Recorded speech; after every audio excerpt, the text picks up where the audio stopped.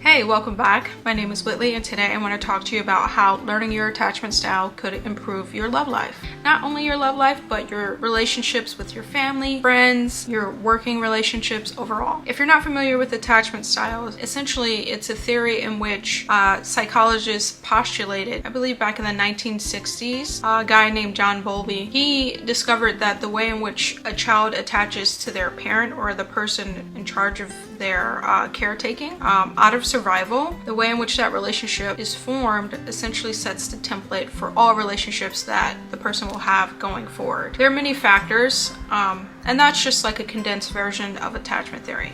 So let's say you grew up in a household in which your parent is emotionally and physically present, and they're able to mirror back to you certain emotions that you're experiencing. They're there to help guide you through tough moments in your most developmental years as a child. They're there to help you understand things about life that you, as a blank slate, essentially is what all children are, blank slates, have no reference point or no understanding. And it's usually these children who grew up with a secure attachment because they're able to take that learning and that understanding and incorporate it into their developmental system. So when they go out into the world, they could easily say, hey, I like you, hopefully you like me, I would like to have a connection, whether it be romantic, working, or friendship-wise.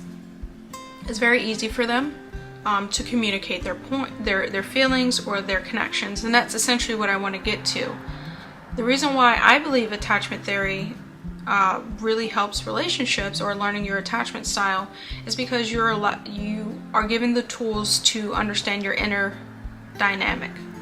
So if you didn't grow up in an environment as such, and you grew up in an environment that was emotionally neglectful, your parents weren't consistent out of basic survival needs, the way in which you learn how to navigate the world around you and learn how to communicate sometimes may be lacking. It's not always trauma, it's just sometimes a situation of overwhelm where your parents just couldn't be there to help guide you through tough moments in life, and maybe they retired. Who knows? I took my attachment style test about a year ago, and I decided to invest in learning how to build up my inner world and learning what my core wounds were, my associations, my beliefs, and little by little I began to heal the attachment style that I had, which I won't reveal, but it has helped tremendously in all of my relationships because I was able to learn emotional literacy. I was able to learn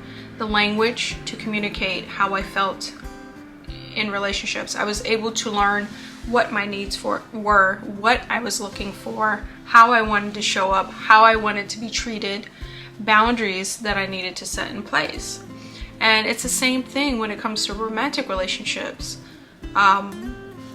I believe if you don't know what you're looking for and you just want somebody to like you, it's more of a thing of worth than it is out of compatibility, out of shared interests, mutual interests, which is like the bread and butter of relationships, healthy relationships.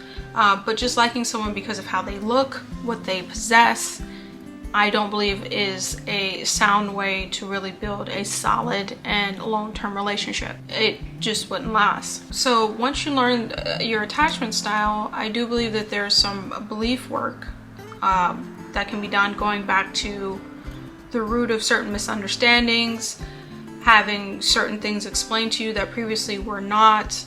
That's why I believe that going to therapy is really powerful, because you'll have someone there to help guide you through a process and be there to witness and validate certain emotions that probably were never validated, that some people close to you would easily just dismiss, but to you it was the biggest thing in the world.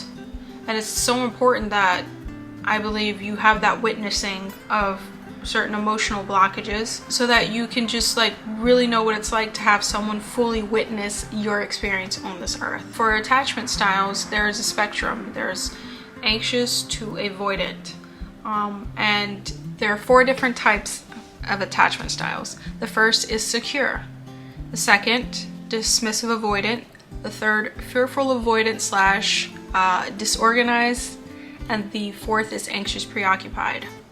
It is my understanding that fearful avoidant or disorganized attachment literally has the extreme polarities of the attachment spectrum. They both experience anxiousness and avoidant tendencies. So for them, they're really disorganized in the way that they show up in a relationship because they equally want love, but they also fear it. Doing this work will allow you to learn emotional literacy and once you learn emotional literacy, so that when you are in relation to someone, you're able to find the words to express how you feel.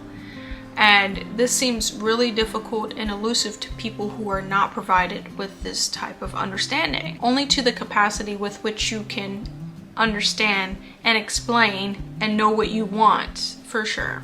And that's where the security comes in. Knowing what you desire, what you need within yourself, in context to the relationships outside of yourself as well, and being able to communicate that comfortably and know that the person who's receiving it respects that, and building off of that.